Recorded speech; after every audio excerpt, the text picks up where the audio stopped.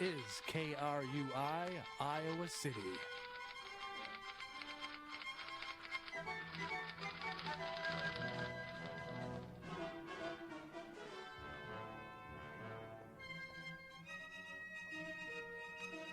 Hello, Iowa City, and happy Hump Day. It is currently 52 degrees, and for KRUI, I'm Mary Colwell alongside Blake Jorgensen. Here are today's headlines. One downtown pizzeria is closing its doors soon. While a former Olympic hero discovered his fate yesterday.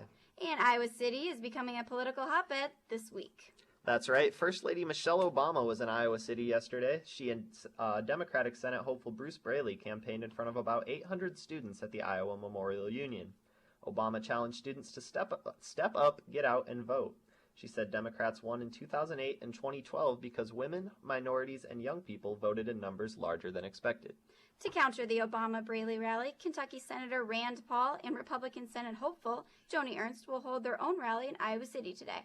Paul, who is considered one of the favorites to land the Republican nomination for president in 2 years, will hope to extend Ernst's slight lead over Braley in the polls. The rally will be held tonight at 7:30 in Gilmore Hall.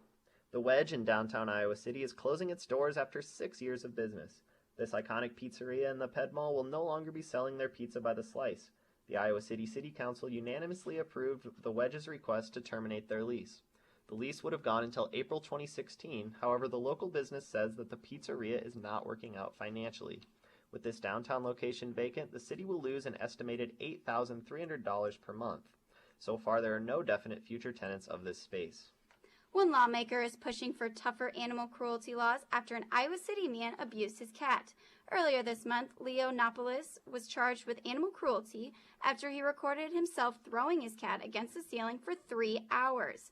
State Representative Bobby Kaufman has been following Nopolis' case and plans on strengthening animal torture laws in Iowa. As of now, the animal torture is an aggravated misdemeanor, which has a minimum sentence of 2 years in jail. Blade Runner Oscar Pistorius, known for being the first man to run in the Olympics with prosthetic legs, was sentenced to 5 years in prison yesterday. Pistorius shot and killed his girlfriend, Reva Steenkamp, through the closed bathroom door on Valentine's Day 2013. Pistorius has claimed he thought she was an intruder throughout the trial. He will serve a minimum of 10 months in a prison cell before he may be placed on house arrest for the remainder of the sentence. Darren Dean Van is the latest suspect in the alleged serial killing case in Indiana. Trial for Van started this morning, however, only lasted 2 minutes.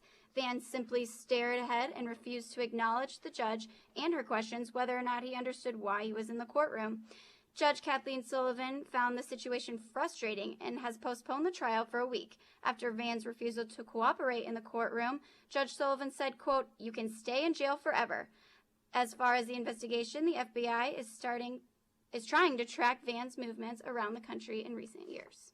Toys R Us is under scrutiny for carrying Breaking Bad action figures. The figures in question were in the adult action figure section of Toys R Us and portrayed Breaking Bad characters Walter White and Jesse Pinkman. The problem is that the action figures came with detachable bags of cash, meth, and gas masks. After a petition to ban the action figures, Toys R Us has removed them from its shelves, and in a statement, Toys R Us said the action figures are going to take an indefinite sabbatical. The cosmos are aligning just right for our visual pleasure tonight. As the sun sets tonight, the moon will clip the sun, making it look like a fingernail. This is known as a partial eclipse, and NASA says that the 2-hour solar event will be seen in central time zones, meaning us. The World Series began last night with a giant lopsided victory. After the top half of the first inning, Kansas City fans were royally shocked. That's because the San Francisco Giants got off to a 3-0 lead on a Hunter Pence home run in the first inning and never looked back. Giants starter Madison Bumgarner pitched 7 strong innings, only giving up 1 run on 3 hits. The Giants beat the Royals 7-1, snapping Kansas City's 7-game postseason winning streak and handing them their first postseason loss since 1985. That'll do it for us. It is currently 52 degrees. For KRUI, I'm Mary Colwell. And I'm Blake Jorgensen. Have a great day, and go Hawks.